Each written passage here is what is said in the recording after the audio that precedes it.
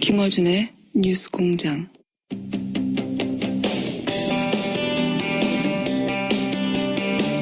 중국 공산당이 시진핑 1인 체제로 심지어는 황제로 등극했다라고 하는 언론 보도 최근에 많이 나오고 있습니다. 그런데 이건 잘못된 분석이다. 잘못된 해석이다. 이렇게 말씀하시는 분 오랜만에 저희 스튜디오에 다시 나오셨습니다. 도올 김용호 선생님 나오셨습니다. 안녕하십니까? 아유, 반갑습니다. 안녕하십니까, 선생님. 네.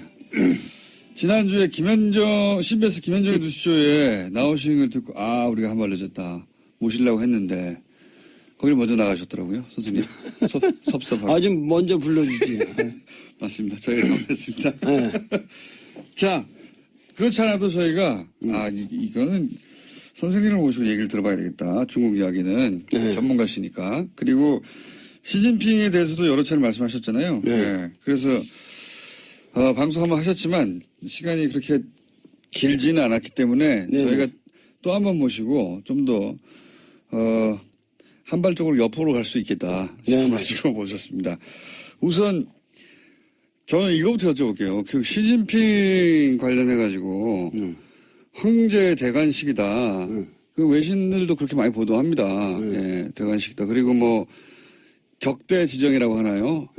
5년 미리. 예, 5년 미리, 그러니까 바로 다음이 아니라 그 다음 그 후계자를 미리 지정해 놓고 시작한다. 예, 그런 전통이 있는데, 이번에는 그렇게 안 하는 거 보니까 향후 10년간 시진핑이 해먹으려고 하는 거구나. 이제 뭐 사실상 전통도 다 깨고 황제가 됐다. 이런 보도가 많이 나왔잖아요. 우선 그거 잘못된 해석이다. 그거 왜 그렇습니까? 거기서부터 시작해야 될 것 같아요. 저도 기사를 읽다가 그런가? 이렇게 생각했거든요. 역시 형안이 있으시네. 항상 통찰력이 있으시니까. 근데 그 격대 지정이라고 하는 것은 그 중국의 오래된 전통이고 그것을 시진핑이 계속 했어야 됐다. 이런 전제가 있는데. 그렇죠. 네. 그 전제가 우선 틀린 거죠. 전제부터 틀렸다? 네. 이 격대 지정이라는 것은 중국 현대사에서 단 한 번의 사례밖에 없습니다. 그것은, 등소평이 당시의 정황에서 이 문제를 해결해 나가는데 개혁개방을 강력하게 추진하기 위해서는 강택민과 같은 상해파의 테크노크라트가 필요하다. 그래서 그 사람을 후계자로 지목을 하면서 근데 이 사람은 상당히 권력의지가 강하고 그 패거리 의식이 강하기 때문에 주변에 떨거지들이 콱 둘러쌀 거다. 그러면은 중국이 위태롭다. 그래서 굉장히 그런 성향에 반대되는 인물로서 자기가 믿을 수 있는 후진타오, 호금도라는 인물을 다음에는 네가 10년 해먹고 그거 끝난 다음에 반드시 호금도로 해라.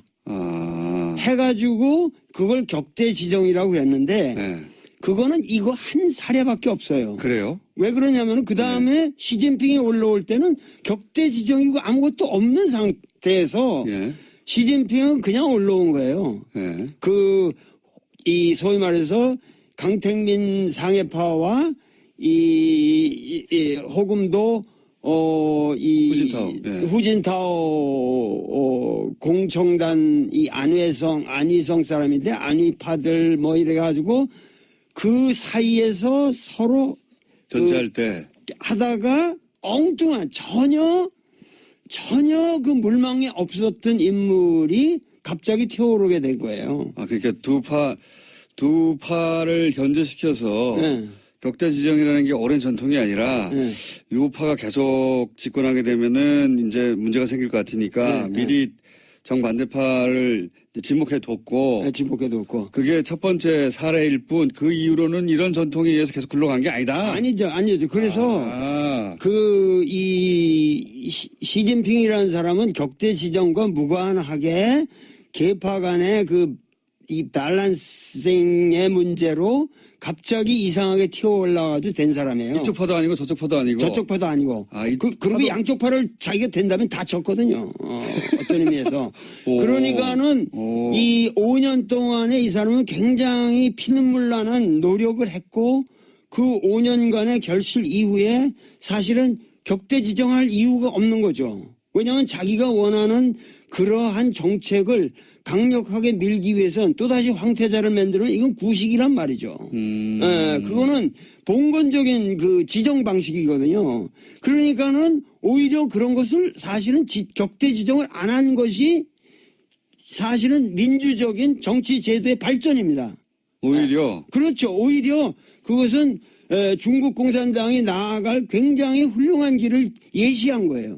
왜 이런 얘기를 하냐면은 그런 것뿐만 아니라 개인적인 이런 누굴 황태자를 지정하고 뭐 이런 것뿐만 아니라 이것을 제도적으로 정착시키기, 그러니까 제도적인 어떠한 그 위반 사례가 없는 굉장히 치밀한 공정한 결정이라고 하는 것을 입증하는 것이 더 중요한 거는 칠상팔하라는 거거든요. 칠상파가 뭡니까? 칠상팔하. 738하. 67세까지만 정계에 올라갈 수 있고 68세가 되면 정확하게 니들은 다 물러나라. 그러면은 요번에 상무위원 이후 예를 들면 이 정치국 위원 25명 뿐만 아니라 그 밑에 뭐냐면은 204명의 중앙위원들 이 전체가 정확하게 칠상팔하의 원칙을 지켰습니다. 68세는 한마디로 말해서 한 명도 없다는 거예요. 이것은 뭐냐면 중국의 리더십이 세대별로 정확하게 교체되는 룰을 확고하게 만든 거예요. 이것은 동시에 다음 차기 5년 후에 이 시진핑은 69세가 됩니다. 그래서 본인은 저절로 물러나게 될 때. 물러날 수밖에 없는 거죠. 그러니까 이 원칙에 의해서. 이 칠상팔하의 원칙이 중요한 건데 거기에 걸려있던 사람이 소위 왕치산이라는 사람이었거든요. 그런데 68세가 올해 됐는데 그 사람을 갖다가 중앙기율위원회 소위 말해서 부패청산에 가장 앞섰던 사람이고 이 사람이 계속 갈 거다. 그러면은 이게 황제 권력을 만드는 거다 이랬는데 그 원칙도 깨지고 그 사람이 스스로 물러났어요. 깨끗하게 물러나고. 그래서 중국 지금 정치인은 우리가 생각하는 거하고 달리 어떠한 제도적인 원칙에 의해서 그 공정한 게임을 갖다가 계속 해나가고 있다는 거예요. 그러면은 후진타오가 격대 지정을 안 했지만 67세라는 원칙을 이번에 스스로 지켰기 때문에 그렇게 지켜서 인선을 했기 때문에 자기는 다음번에 자동으로 올려서 자기가 이제 사라질 거를 지금 예언한 것과 마찬가지죠. 예언한 거죠. 그 자기가 나는 내가 1인 독재 이런 거 관심 없다. 격대 지정의 방식이 아니야 이런 식으로. 그래가지고 니들 앞으로 내가 옛날에 황태자 이런 것이 뭐냐면 굉장히 무리가 많았거든요. 이 보시라의 문제도 있었고 항상 누가 지정이 되면은 거기에 또 부패고리가 나라비 쓰고 자기도 함부로 할 수가 없단 말이에요. 그러니까 거기서 생기는 그런 식의 게임을 하는 게 아니라 최근에 우리한테 문제가 됐던 사람이 저 광동성 서기인 그 후춘화하고 그리고 이쪽 천민월이라는 인물이었잖아요. 모릅니다. 이 천민월이라는 사람은 이 사람의 그 절강성 시절에 이 고스트라이터였거든. 자기 쓰는 연설문을 전부 써줬던 문학 소녀 같은 사람인데 그 사람하고 이 후춘화하고 이제 둘이서 격대 지정의 물망에 있다라고 얘기했는데 사실은 그런 방식으로 나는 취하지 않겠다. 그러고서 니들은 공정하게 앞으로 5년 동안 25명 중에 1인으로서 거기서 이제 차기는 경쟁에서 성장해라. 올라와라. 그러니까 지금 사람은 5년 전에 내가 뭐 미래 해놓으면 교통사고로 죽을 수도 있고 어떻게 될지 모르는 거 아니에요. 그러니까 그런 나는 저기를 안 하겠다는 거예요. 그러니까 내가 다음 후계자를 지정하는 방식 자체가 비민주적이다. 비민주적이라는 거죠. 예. 그리고 계속 젊은 세대가 정치 교체를 해 나가려면 그냥 나이로 자르면 된다. 그렇죠. 이런 원칙을 천명한 것이지 그러니까 황제가 안 되겠다고 한 것이다. 이게 거꾸로. 거꾸로 안 되겠다고 한 것이죠. 그리고 이 전체 3시간 반에 예. 그 장문에 이거를 내가 다 들었는데 연설을 3시간 반이나 했잖아요. 그거 다 들었어요, 내가. 실시간으로. 예. 그 감을 잡기 위해서. 근데 제일 마지막에 뭐라고 끝나는 줄 아세요? 뭐라고 그러냐면 청년이 흥하면 이 나라가 흥할 것이요. 청년이 강하면은 이 나라가 강할 것이다. 앞으로 이 청년들에게 꿈을 주는 정치를 못하면 이 나라는 끝이다. 이렇게 끝납니다. 마지막에. 그러니까 얼마나 이 세대가 변한다는 것에 대해서 이 사람은 신념을 가지고 있냔 말이죠.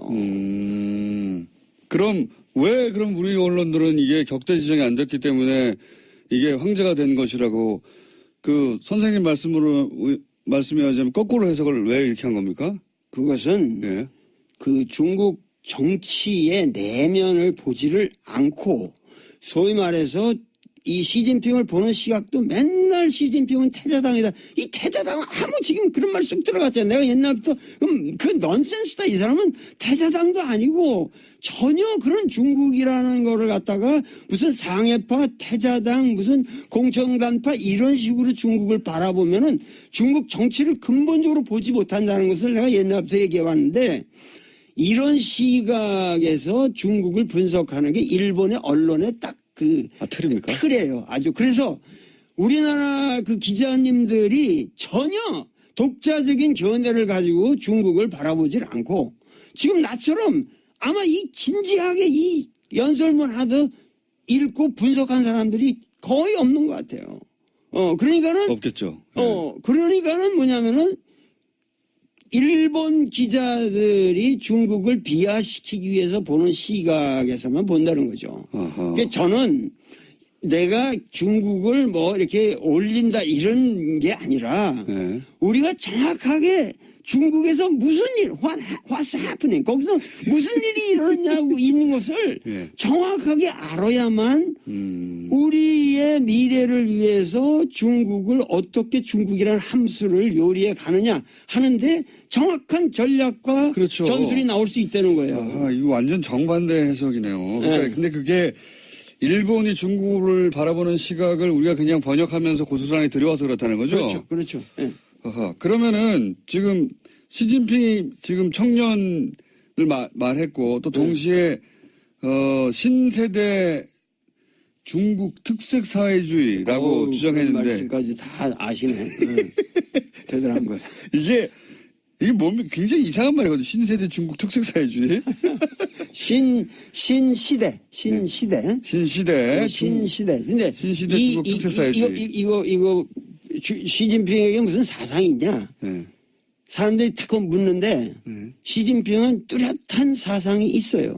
어떤 게 있습니까? 뭐냐면 이번 전체 여기 그 3시간 반의 연설을 치밀하게 분석해 보면 놀라운 게 있습니다. 무슨 얘기냐면은 공산주의라는 것은 우리가 이론적으로 여기 다 아시겠지만 뭐냐면 역사를 이 발전적으로 보는 거고 발전 단계로 보는 것이고 그리고 그 역사가 그 변죽법적 발전을 하는 가장 추동력이라고 하는 것이 소위 말해서 생산력과 생산 관계의 모순이라는 거란 말이에요. 네, 마르크스의 주장에. 마르크스의 주장에 그래서 그것이 생산 양식을 형성하는데 그게 하부 구조를 이루고 거기서 이제 상부 구조가 놀아난다 이런 얘기인데 이 사람은 완전히 그런 구태연한 틀을 깼어요. 그러면 중국의 진정한 주요 모순은 뭐냐? 맨날 우리나라 주요 모순 그 논쟁이 있잖아요. LA NLPD. PD 뭐 이런 거. 근데 이 사람의 중국 사회의 주요 모순은 국민들의 아름다운 삶, 美好的生活, 아름다운 생활에 대한 열망. 예. 그 아주 표현이 절묘해. 아름다운 생활에 대한 열망과 예. 이 불균형의 엉터리 여태까지 발전 사이의 모순이 주요 모순이다. 그러니까는 그 아름다운 생활, 삶을 향한 국민들의 열망이라는 건 뭐냐? 양극화를 그렇게 표현한 겁니까? 그렇죠. 네. 참 샤프하시네. 뭐냐면 여태까지는 이 등소평 이래 개혁개방 30년의 모든 그 모델은 선부. 특정한 놈, 흥묘백묘로 해가지고 어떤 놈이든 돈 많이 벌어라. 그럼 우리가 인정해줘, 지원해주겠다. 그러면 거기서 꼼꼼을 떨어지는 거 분배한다. 예. 이런 선부론이 중국을 망쳐왔다는 거예요. 그래서 이 선부론을 이제는 뭐냐면 공부, 공유한다는 공산주의의 공짜로 예. 공부론으로 바꿔야 된다. 그리고 공향, 그 모든 부를 같이 국민들이 향유해야 된다. 그리고 국민이 주체가 돼야 된다. 단, 이 국민이 주체가 되도록 만들기 위해서는 중국의 현실상, 그게 중국 특색이라는 거예요. 네. 중국 공산당의 영도력을 무시하면 안 된다. 근데 중국 공산당의 영도력을 강화시키려면 가장 방해 요소가 인간의 허약성. 뭐냐면 부패다, 이거 부패. 부패. 네. 그래서 중국 공산당의 영도력을 강화시키기 위해서는 중국 공산당을 쳐야 된다는 거야. 이놈들이 전부 부패해가지고 국민들의 그 신망을 얻지 못하기 때문에 중국이 여태까지 난항해왔다. 그러면 이 난항해온 이 중국을 바로잡기 위해서 부정한 현실을 정자정야, 정치라는 것을 오로지 바로잡는 것이고 내가 10년 동안 할 거라고 하는 것은 실제로 이러한 잘못된 것을 바로 잡는 것밖에 없다. 그래서 뭐냐면 종연 찔당 뭐냐면 종엄치당이라고 그러지. 당은 엄격하게 다스린다. 그러니까 중국식 그 사회주의를 할 텐데 그래서 이제 당이 이끄는 개혁을 계속 해 나갈 텐데 그런데 지금까지는 당이 썩어가지고 소위 이제 인민들의 삶이 양극화되는 걸 막지 못했다. 거죠. 그러니까 당을 쳐서 당을 굉장히 깨끗하게 만들고 그 역할을 당이 계속 해 나가도록 하겠다. 뭐 이런 거네요. 그러니까는 우리나라도 지금 문재인 대통령도 내가 얘기하는 거는 그 이사회의 적폐가 아니라 정의롭지 못한 이사회의 구조를 정의롭게 바꾸는 작업을 하는 것이고 그 작업에 있어서는 가차없이 단호하게 철저하게 끝까지 남김없이 다스까지 다 처단해야 한다고. 다 처단해야 한다고. 다스까지. 특별히 좋아하시네. 난 다스가 뭔지도 모르고 내 얘기를 했는데. 갑자기 시진핑에서 다스 가져오셔가지고. 알겠습니다. 어떤 의미에서는 그 문재인 대통령과 맥이 닿는 부분도 있습니다. 그죠? 그렇죠. 그 문재인 대통령을 우리가 소득주도 성장이라든가 지금 정책 방향하고 그런 것을 저기 했는데 소위 말해서 이 중국 특색 사회주의의 그 오위일체라는 게 있어요. 이 사람 사상 오위일체. 기독교에서는 삼위일체라고 그러잖아요. 근데 오위일체인데 오위일체라는 게 뭐냐면은 경제 건설, 정치 건설, 문화 건설, 사회 건설, 생태 문명 건설이 하나다는 거, 일체다. 이 5가지의 위가 있는데 그런데 경제, 정치, 문화는 중공 16대에서 이미 3위일체로 나왔어요. 그 다음에 17대에서 4위일체라고 그래서 사회 건설까지 들어갔어요. 그러면 경제는 부유하고 정치는 민주해야 되고 문화는 번영해야 되고 사회는 공평해야 된다. 이게 지금 17대까지 나왔는데 이번 19대에 5위일체가 들어갔는데 환경이 나왔네요. 거기에 생태 문명 건설이라는 게 들어간 거예요. 그러니까 뭐냐면 시진핑의 사상은 생태 문명 건설이에요. 중요한 뭐냐면 예. 국민들의 삶을 아름답게. 이 사람은 무슨 얘기까지 하냐면 매일이 사회주의. 그러니까 아름다운 사회주의를 해야 한다는 거예요. 여태까지 사회주의는 그냥 평등이라는 그런 명목 하에서 썩었다는 거예요. 이 막스 레닌주의를 암암리 까는 거예요. 뭐냐면 이제는 아름다운 사회주의를 해야 되고 그다음에 매일이 덕고자 그러면서 아름다운 국가를 만들어야 된다. 그렇게 해서 전인적인 국민 모두가 전인적인 발전을 해야 된다. 이런 식의 레토릭이 대단하거든요. 아하. 사실 중국이 최근에 각종 그 환경 부담금 국제적인 많이 내고 미국이 트럼프가 빠져나가는 자리를 중국이 막 메우고 있어요. 메우고 있어요. 예. 그게 근데 그런 데서 나온 거군요. 실제로 예. 중국은 이 태양광 발전에 있어서 세계 제1위를 맞습니다. 기술 면에서도 제1위를 달리고 있고 여러 가지 면에서 지금 뭐냐면 도시 계획도 뭐냐면 지금 아까 그 후춘화 같은 경우도 얘기지만은 그 사람의 그 잘못된 것이 뭐냐면은 그 사람의 몽골 비서 당서기를 할 적에 그 예를 들면 3만 명이 사는 지역에 10만 명이 사는 그냥 뭐 그 아파트를 지고 막 이런 식으로 예. 무자비한 개발들을 했단 말이에요. 그러니까 예. 이 사람은 지금 중국의 문제는 이런 무분별한 개발에 있고 그래서 이거를 막아야 된다는 거예요. 그리고 토지 관리라든가 그리고 특히 중국은 아직까지 농촌 인구가 30%나 됩니다. 그러면은 이것에 의한 중국의 농촌을 살리지 않으면 중국이 미국이나 이런 거랑 앞으로 그 대항할 때 중국의 특색이 없어진다는 거예요. 중국의 모든 자본주의적 모순을 사실은 중국의 농촌이 쿠션을 받아준 거예요. 그렇기 때문에 이 환경 문제를 앞으로 이 도농 간의 격차라든가 이런 문제를 해결하지 않으면 이것은 우리가 지금 민족의 위기를 맞이한다. 그래서 이러한 근본적인 그러니까 공산주의의 원래 평등관이라고 하는 것을 이 사람은 생태 문명이라는 말로 바꿨어요. 굉장히 세련되게 변화. 세련됐죠. 그런 변화가 지금 막 일어나고 있다. 네. 중국이 실제 그랬고 또 실제 이상으로 더 씌워진 이미지가 이게 환경을 오염하고 네. 뭐 단기간 내 급속도로 발전하면서 뭐 우리한테도 그 미세먼지도 중국이 주역이라고 하고 네. 등등 전 세계적으로 중국에 대한 이미지는 싸고 저렴하고 더럽고 오염돼 있고 이런 거잖아요.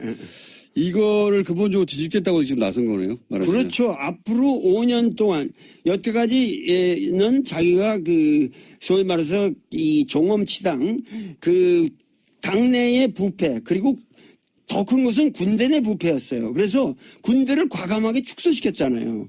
별들이 우르르 날아갔어요.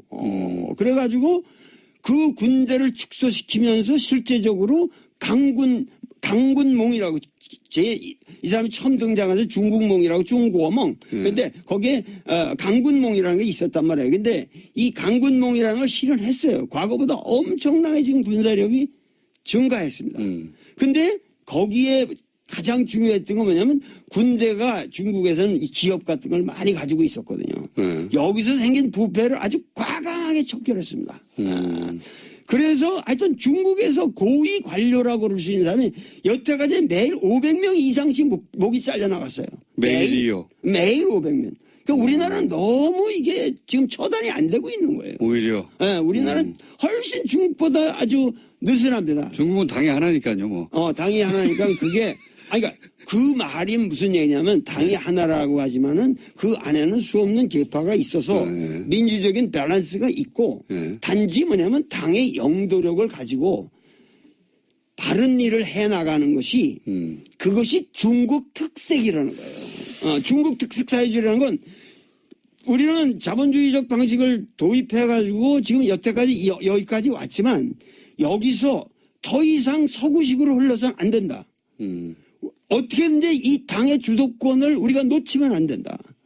그러니까 여태까지 뭐 료샤오퍼라든가 이런 사람도 훌륭한 분이고 노벨상도 받고 그랬지만 그분의 문제는 너무도 모델이 단순하게 서구 자유주의였다고. 그러니까 국민들에게 설득력이 부족했던 거예요. 그러니까는 이러한 문제들을 감안해서 이 시진핑은 고민이 있는 거예요. 우리가 지금 이 시점에서 이 세계 인류 평화를 위해서 우리가 할 수 있는 일이라고 하는 것은 중국 공산당의 영도력을 살려가면서 어떻게 하면은 생태 문명을 건설하고 그야말로 메이하우드 정말 아름다운 국민들의 삶을 보장하느냐. 미국을 넘어서는 중국을 만들고 싶은 거네요, 말하자면. 그러니까 네. 과거에는 예. 우리가 과거에는 중국과 미국의 모든 우리가 우리가 미국하고 한국을 생각해도 예. 항상 나도 왜 미국 유학을 갔겠어요? 왜 내가 하버드니 이런 걸 그렇게 쳐다보고 그 가서 고생을 했겠어요? 그 미국에 대한 향심이 있고 미국이 선진국이고 그러니까. 미국이 위대하다 이렇게 생각했단 말이에요. 그렇죠. 그런데 지금 과거에 뭐 미국이 중국에다 대고 뭐 인권 문제 딱 하면 컴플렉스가 있었단 말이에요. 있었죠. 근데 이제는 뭐냐면은 인권이 제일 들어온 나라가 미국이고 자본이 제일 들어온 나라가 미국이고 자유가 제일 없는 나라가 미국이고 여행 가기 제일 불편한 나라가 미국이고 금융 사기가 제일 많은 나라가 미국이고 이런 미국에 대해서 우리는 더 이상 미국이 말하는 세계관 그들의 말하는 가치관에 우리가 복속될 필요가 없다. 이번에 3시간 반 동안 계속 그 연설 내용이 뭐냐면 중국인의 가치관을 가지고 우리의 다른 척도를 가지고 우리 중국 공산주의의 미래를 봐야 된다. 그러니까 이 사람은 아주 뼛속 깊은 우리가 잠깐만 여기서 우리 언론인들이 시진핑을 바라볼 때 꼭 우리 자유민주주의처럼 쳐다보는 거고 그런 시각에서 볼 때 이 사람이 좀 삐딱하게 나간다 이렇게 본다고.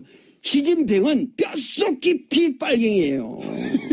공산주의라고 소신 있는 공산주의자고 어려서부터 공산주의자로 컸고 그 공산주의적 신념을 우리는 놓치면 안 된다는 거예요. 그러니까 우리가 이걸 조심해야 됩니다.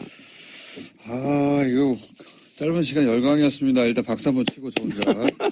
들으시는 분들도 박수 치고 있을 거라고 봅니다. 선생님, 듣다 보니까 한 달에 한 번씩은 나와주셔야 될 것 같아요. 맞아. 너무 오랜만에 나오니까 얘기가 많지. 듣고 싶은 얘기는 많은데 시간은 부족하고. 글쎄 말이에요. 선생님 한 달에 한 번씩 나와주시죠. 생각해 봅시다. 나는 어준이가 너무 좋아가지고. 어준이의 그 쾌활한 웃음이 없으면 우리 국민들이 참 서글플 거예요. 선생님 가시기 전에 단답형으로 몇 가지만 말씀해 주시죠. 예. 시간이 거의 다 되긴. 이거 빨리 해야 되는데. 지나갔어요. 지나가서 오늘 질문 굉장히 많은데 질문 2개 했는데 여기까지 온 겁니다. 질문지는 10개인데. 트럼프는 어떤 사람입니까? 간단하게 얘기하면. 좀 시간은 지났는데 짧게 해주시죠. 트럼프는 훌륭한 사람이죠. 왜냐하면은 미국의 진정한 모습을 아주 솔직하게 보여주는 그건 위대한 리더예요.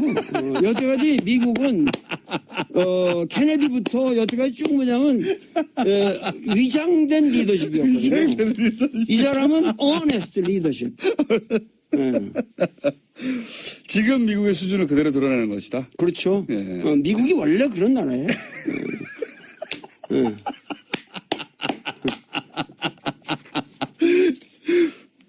다음 주에 한 번 더 하시죠, 일단. 아니, 이거 제일 마지막에, 그, 앞으로 이 시진핑에 대해서 우리가 어떠한, 어떻게 상대해야 되느냐? 간단한 조언해 주십시오. 간단한 거를 말씀드리는데. 풀 버전은 다음 주에 한 번 더 하시죠. 그 시진핑은 이제 향후 5년 동안 여태까지 이 당대에 대한 스트레스가 걸려가지고 사드 문제 이런데 강경한 그 자세를 취할 수밖에 없었던 그 국내 사정이 있었다고. 근데 이제는 그런 게 지나갔어요. 그리고 개인 리더십이 강화된 것은 사실이고 그리고 카리스마가 이렇게 확보됐기 때문에 우리가 외교하기가 더 쉬워졌다는 거예요. 오히려? 오히려 쉬워졌어요. 그래서 이 시진핑을 집중 공격을 해야 되는데 시진핑을 집중 공격하는 방향에 공략을 해야 된다는 거죠. 공략. 그거에 여러 방향이 있으나 가장 중요한 것은 지금 우리에게 평창 올림픽이라는 위대한 계기가 있습니다. 그렇기 때문에 이 평창 올림픽 다음에 그 다음 올림픽이 북경 올림픽으로 돼 있기 때문에 그 다음 개최국의 원수가 참석하는 것도 관례고 그리고 우리가 지금 이 문재인 대통령이 만나질 못했거든요. 여태까지. 예. 정상회담을 못했기 때문에. 만나긴 했지만 정상회담은 아니었고. 정상회담을 못했죠. 그렇기 때문에 정상회담 겸 해서 시진핑을 초청을 해야 되는데 예. 내가 얘기하는 건 우리가 국민들이 예. 매스컴이건 뭐든 그 사람이 폼나게 좀 올 수 있도록 폼나게 해줘야 된다. 폼나게 뭐냐면 이 남북 문제가 또 결려 있단 말이에요. 예, 그러면 이 평창 올림픽을 하나의 세계적인 세계인들이 모이는 자리에서 이 시진핑으로 하여금 자기들이 말하는 중국에 지향하는 이 동아시아 문명에 지향하는 바가 바로 이 평창 올림픽에서 구현하려고 하는 평화 정신이다. 예. 이래가지고 북한도 참여하고 이렇게 해서 평창 올림픽을 소위 말해서 그 트럼프가 지금 추진하고 있는 그런 모든 밀리터리즘의 그런 어떤 고립주의와 그 독선주의에서 벗어나서 중국 문명의 어떠한 그 점잖은 당나라 때와 같은 그런 의젓한 모습을 평창 올림픽에서 드러낼 수 있도록 그래서 기회를 줘야 된다. 전 세계인들이 한국이야말로 평화의 기수고 평화의 전당이고 한국 민족들은 남북한이 다 합쳐서 이런 올림픽 하나도 멋있게 진행하고 있구나. 이런 이 평창 올림픽을 앞으로 집중적으로 나라도 좀 특사로 보내주면은 내가 시진핑을 멋있게 설득해가지고 이게 좀 이런 분위기를 만들어야 된다고. 평창 올림픽 대사가 오늘 방송에 출연하고 있고.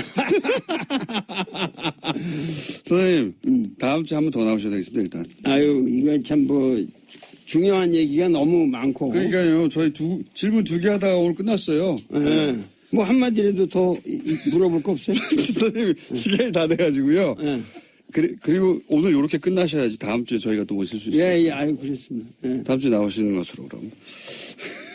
지금까지 도울 김용호 선생님이었습니다. 감사합니다. 네, 감사합니다. 1부입니다, 이게. 자체가 비민주적이다. 비민주적이라는 거죠. 예. 그리고 계속 젊은 세대가 정치 교체를 해 나가려면 그냥 나이로 자르면 된다. 그렇죠. 이런 원칙을 천명한 것이지 그러니까 황제가 안 되겠다고 한 것이다. 이 거꾸로 안 되겠다고 한 것이죠. 그리고 이 전체 3시간 반에 예. 그 장문에 이거를 내가 다 들었는데 연설을 3시간 반이나 했잖아요. 그거 다 들었어요, 내가. 실시간으로. 예. 그 감을 잡기 위해서. 근데 제일 마지막에 뭐라고 끝나는지 아세요? 뭐라고 그러냐면 청년이 흥하면 이 나라가 흥할 것이요. 청년이 강하면은 이 나라가 강할 것이다. 앞으로 이 청년들에게 꿈을 주는 정치를 못하면 이 나라는 끝이다. 이렇게 끝납니다. 마지막에. 그러니까 얼마나 이 세대가 변한다는 것에 대해서 이 사람은 신념을 가지고 있냔 말이죠. 그럼 우리 언론들은 이게 격대 지정이 안 됐기 때문에 이게 황제가 된 것이라고 그 선생님 말씀하자면 거꾸로 해석을 왜 이렇게 한 겁니까? 그것은 예. 그 중국 정치의 내면을 보지를 않고 소위 말해서 이 시진핑을 보는 시각도 맨날 시진핑은 태자당이다. 이 태자당은 지금 그런 말 쑥 들어갔잖아요. 내가 옛날부터 그 넌센스다. 이 사람은 태자당도 아니고 전혀 그런 중국이라는 거를 갖다가 무슨 상해파, 태자당, 무슨 공청단파 이런 식으로 중국을 바라보면은 중국 정치를 근본적으로 보지 못한다는 것을 내가 옛날부터 얘기해 왔는데 이런 시각에서 중국을 분석하는 게 일본의 언론의 딱 틀입니까? 틀이에요. 아주. 그래서 우리나라 그 기자님들이 전혀 독자적인 견해를 가지고 중국을 바라보질 않고 지금 나처럼 아마 이 진지하게 이 연설문 하듯 읽고 분석한 사람들이 거의 없는 것 같아요. 그러니까는. 없겠죠. 그러니까는 뭐냐면은 일본 기자들이 중국을 비하시키기 위해서 보는 시각에서만 본다는 거죠. 그러니까 저는 내가 중국을 뭐 이렇게 올린다 이런 게 아니라 네. 우리가 정확하게 중국에서 무슨 일, what's happening, 거기서 무슨 일이 일어났냐고 있는 것을 예. 정확하게 알아야만 우리의 미래를 위해서 계속 굴러간 게 아니다. 아니죠. 그래서 시진핑이라는 사람은 격대 지정과 무관하게 계파 간의 이 밸런싱의 문제로 갑자기 이상하게 튀어 올라가지고 된 사람이에요. 이쪽 파도 아니고 저쪽 파도 아니고. 저쪽 파도 아니고. 그리고 양쪽 팔을 자기가 된다면 다 졌거든요. 어떤 의미에서. 그러니까는 이 5년 동안에 이 사람은 굉장히 피눈물 나는 노력을 했고 그 5년간의 결실 이후에 사실은 격대 지정할 이유가 없는 거죠. 왜냐하면 자기가 원하는 그러한 정책을 강력하게 밀기 위해서는 또다시 황태자를 만들어 이건 구식이란 말이죠. 그거는 봉건적인 그 지정 방식이거든요. 그러니까는 오히려 그런 것을 사실은 격대 지정을 안 한 것이 사실은 민주적인 정치 제도의 발전입니다. 오히려? 그렇죠. 오히려 그것은 중국 공산당이 나아갈 굉장히 훌륭한 길을 예시한 거예요. 왜 이런 얘기를 하냐면은 그런 것뿐만 아니라 개인적인 이런 누굴 황태자를 지정하고 뭐 이런 것뿐만 아니라 이것을 제도적으로 정착시키기, 그러니까 제도적인 어떠한 그 위반 사례가 없는 굉장히 치밀한 공정한 결정이라고 하는 것을 입증하는 것이 더 중요한 거는 칠상팔하라는 거거든요. 칠상파가 뭡니까? 칠상팔하. 738하. 67세까지만 정계에 올라갈 수 있고 68세가 되면 정확하게 니들은 다 물러나라. 그러면은 요번에 상무위원 이후 예를 들면 이 정치국 위원 25명 뿐만 아니라 그 밑에 뭐냐면은 204명의 중앙위원들 이 전체가 정확하게 칠상팔하의 원칙을 지켰습니다. 68세는 한마디로 말해서 한 명도 없다는 거예요. 이것은 뭐냐면 중국의 리더십이 세대별로 정확하게 교체되는 룰을 확고하게 만든 거예요. 이것은 동시에 다음 차기 5년 후에 이 시진핑은 69세가 됩니다. 그래서 본인은 저절로 물러나게 될 때. 물러날 수밖에 없는 거죠. 이 원칙에.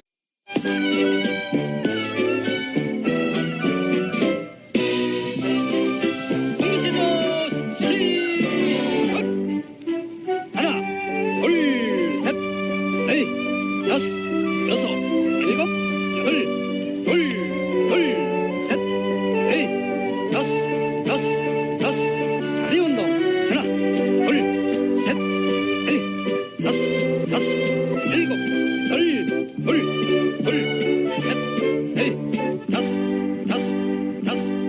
운동. 하나. 김어준의 뉴스 공장.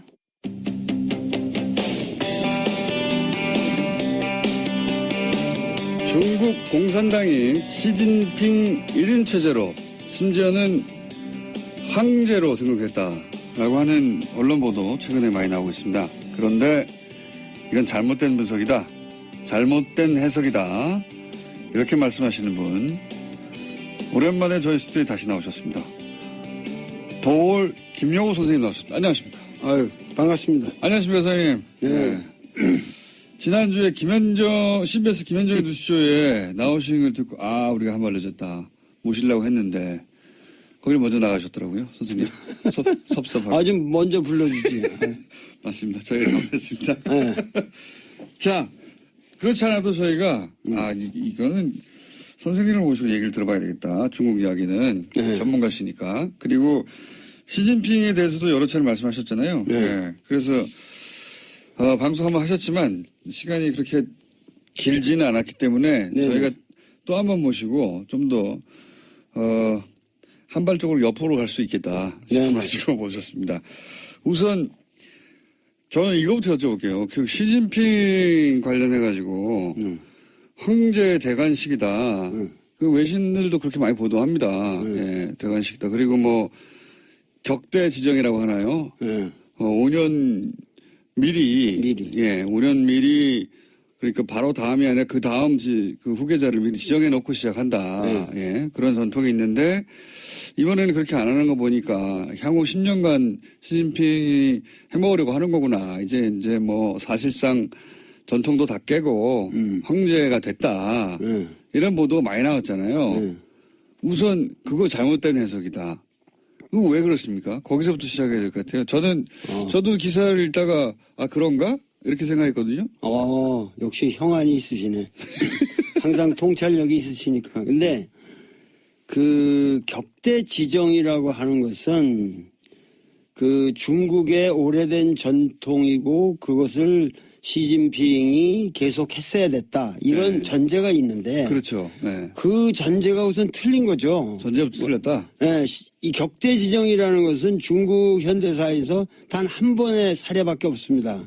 그것은 등소평이 당시의 정황에서 이 문제를 해결해 나가는데 개혁개방을 강력하게 추진하기 위해서는 강택민과 같은 상해파의 테크노크라트가 필요하다. 그래서 그 사람을 후계자로 지목을 하면서 근데 이 사람은 상당히 권력 의지가 강하고 그 패거리 의식이 강하기 때문에 주변에 떨거지들이 꽉 둘러쌀 거다. 그러면은 중국이 위태롭다.